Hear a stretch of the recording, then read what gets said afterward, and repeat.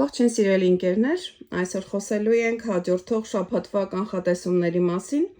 որը ներառում է հուլիսի 6-ից հուլիսի 13-ը ընկած ժամանակահատվածը։ Սակայն մինչ բուն նյութին անդրադառնալը խորհուրդ կտամ ձեզ բաժանորդագրվել իմ ալիքին, եթե չեք ուզում իհարկե ինձ ձեր տեսադաշտից կորցնել եւ իհարկե լինեք միշտ տեղեկացված երկնային մարմինների հաղորդած էներգիային եւ ճիշտ պլանավորել ձեր օրը։ Դե ինձ սիրելիներս հուլիսի 6-ը իհարկե մեզ մոտ երկուշաբթի է եւ քանի որ հուլիսի 6-ի վաղ առավոտյան լուսինը դեռևս գտնվում է ձկներում, այնքան էլ ցանկություն չկա աշխատելու, այսինքն այստեղ լուսինը չի տրամադրում մեզ ակտիվ գործողությունների, ցանկություն է առաջանում անընդհատ քնելու, կարծես կիրակի լինի, ոչինչ չանելու, երազելու, երևակայության գիրկն ընկնելու, այո, լուսինը ձկներում այդպիսի միտում ունի, բայց դա մինչև ցերեկվա ժամը 3-ը, որից հետո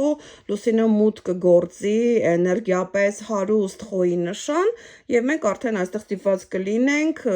մոռանալ մեր քնկոտությունը, մեր թևերը քշտել եւ գործի անցնել եւ այստեղ մենք ունենք նաեւ Մարսի եւ Պլուտոնի հոյակապ ասպեկտը սիրելիներս ամսի 6-ին, որը մեզ տալիս է համարձակություն եւ բավականաչափ էներգիա բոլոր խնդիրները հաղթահարելու համար։ Բացի դրանից նաև օրվա ընթացքում երեկոյան ժամերի լուսնի եւ Յուպիտերի միջև է ստեղծվում հոյակապ տրին ասպեկտ, որը կարծես թե ամսի 6-ը դարձնում է կատարյալ օր բոլոր առումներով, այսինքն ցանկացած գործերի համար ամսի 6-ը հոյակապ օր է։ Միայն թե պետք է հիշել, որ եթե մեծ գործարքներ են կատարում, պետք է ուշադիր լինենք, որովհետև Մերկուրին հետ ընթաց է, այստեղ ոչինչ չմոռանանք, ոչինչ չվրիպի մեր աչքից։ Ամսի 7-ի վաղ առավոտյան լուսինը միանում է Նեպտունին, այնուհետև օրվա ընթացքում Սատուրնին, սիրելիներս։ Գիտենք, Նեպտունը մեզ այստեղ անսահման սեր է պարգևում, իսկ Սատուրնը այստեղ սահմանափակում է մեր բոլոր հնարավորությունները, որը նշանակում է, որ ամսի 7-ը լինելու է շատ անկայուն տրամադրության օր, մեկ մեզ մոտ լավ տրամադրություն է լինելու, սիրելու ենք բոլորին, մեկ էլ մեզ սառն ու անհաղորդ ենք պահելու, սա իհարկե արդեն կապված է Սատուրնի ազդեցությունից։ Ամսի 8-ին ունենալու ենք լուսին Մերկուրի քառանկյունը, սիրելիներս, Մերկուրին հետ ընթաց է, ամսի 8-ը նույնպես շատ խառը անհասկանալի օր է լինելու, այս օրը ոչինչ կարևոր մի նախաձեռնեք, որովհետև տեսեք, լուսինը խոյում է, ակտիվ է, էմոցիաներով հարուստ է, սակայն վիճաբանության մեջ է մտնում շփոթված, մոռացկոտ, չարտահայտվող Մերկուրիի հետ, որը հերիք չէ խեց գետնում է, այսինքն ներամփոփ է, մի հատ էլ հետ ընթաց է եւ նշանակում է ամսի 8-ին ոչ մի կարևոր բան չենք պլանավորում եւ ի ուրախություն մեզ արդեն ամսի 8-ի երեկոյան լուսինը մուտք է գործում ցուլ եւ մենք իհարկե այստեղ արդեն ավելի հավասարակշռված ենք դառնում, ավելի նյութական, գործնական, իհարկե նաեւ լուսինը ցուլում մեզ կտրամադրի համեղ սնվելու ուրեմն այդ փաստին, չէ որ ցուլերը իրենք գուրմաններ են եւ նրանք համեղ սնվել են սիրում եւ այստեղ հնարավոր է ամսի 8-ից արդեն երեկոյան ժամերից սկսած այդ ցանկությունը մեր մեջ առաջանա։ Ընդհանուր առմամբ ամսի 8-ը կարելի է դիտարկել որպես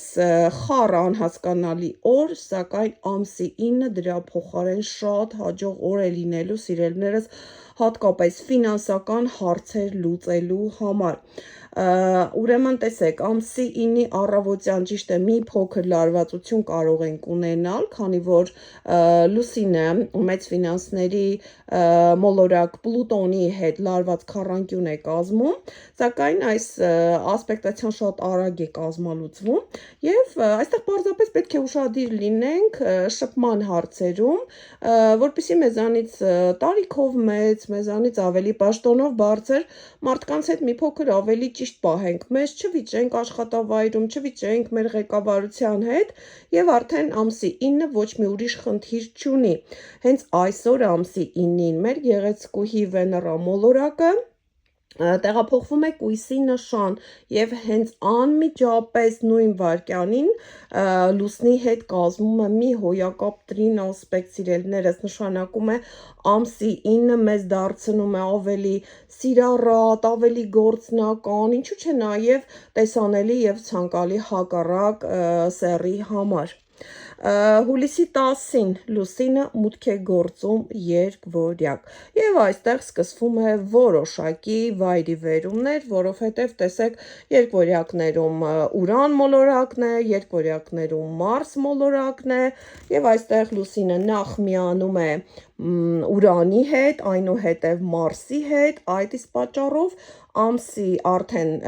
10-11-ը կանցնեն անակնկալ իրավիճակներով, մի փոքր ագրեսիվ մթնոլորտում եւ իհարկե ամսի 11-ի երեկոյան մենք այդ ամենից ահավոր շատ կհոգնենք, սակայն հիշեցնեմ, որ այդ պահին երկնքում արդեն սկսում է ճշգրիտ դառնալ Ուրան Պլուտոն տրին ասպեկտը, որի մասին ես խոսել եմ հուլիս ամսվա կանխատեսումներում, որը մեծ ծրագրեր կարող է սկսել մեր կյանքում, եթե իհարկե մեր գործունեությունը ինչ որ կերպ կապված է տեխնոլոգիաների հետ, ստեղծագործական աշխատանքի հետ կամ ինչու՞ չէ նաև ավիացիայի հետ։ Ամսի 12-ի առավոտյան պետք է շատ զգույշ լինել, բացատրեմ թե ինչու, սիրելիներս, վերջերս ես հոլովակ թողարկեցի սև լուսնի մասին եւ նշեցի, որ սև լուսինը այս պահին գտնվում է աղեղնավորում եւ շուտով սեպտեմբերի 14-ին դուրս է գալու եւ մուտք է գործելու այդ եղջյուրի նշան, եթե դեռ չեք դիտել, կարող եք այն դիտել եւ հասկանալ, թե ինչ կարող է ձեզ բերել սև լուսինը, ինչ խնդիրներ, եւ տեսեք ամսի 12-ի առավոտյան մեր լուսնի եւ այդ սև լուսնի Լիլիթի միջև ձևավորվում է ընդդիմություն, որը իհարկե ամսի 12-ի առավոտը կարող է դարձնել տհաճ այն առումով, որ ավելորդ խոսակցություններ կլինեն տհաճ, բամբասանք կլինի եւ եթե դուք ուզում եք խուսափել այս ամենից, իհարկե պետք է ուրեմն չշփվեք այդպիսի մարդկանց հետ, որոնք ձեզ տրամադրում են դրան։ Եվ արդեն ամսի 12-ի երեկոյան լուսինը մուտք է գործում Խեց գետին։ Սիրելիներս, մենք գիտենք, որ լուսինը Խեց գետնում շատ ուժեղ է եւ այստեղ իրեն հոգ է հարազատ, իր տանն է զգում, մենք այստեղ արդեն ավելի հանգիստ ենք, ավելի շատ ուշադրություն ենք դարձնում մեր մտերիմներին, մեր տան անդամներին, մեր երեխաներին, այս օրը եւ ինչու՞ չէ նաեւ ամսի 13-ը շատ հանգիստ օրեր են եւ մենք կարող ենք նախապատրաստվել նորալուսնին, որը իհարկե տեղի կունենա ամսի 14-ի առավոտյան 12:45 րոպեին։ Նորալուսնի մասին նույնպես ունեմ առանձին մանրամասն հոլովակ, կարող եք այն դիտել, եթե դեռ չեք դիտել, սակայն ամսի 14-ից սկսած արդեն կխոսեմ հաջորդող շաբաթվա կանխատեսումներում, սիրելիներս, եւ այս շաբաթվա համար թերևս այսքանը, կհանդիպենք հաջորդ հոլովակում, առայժմ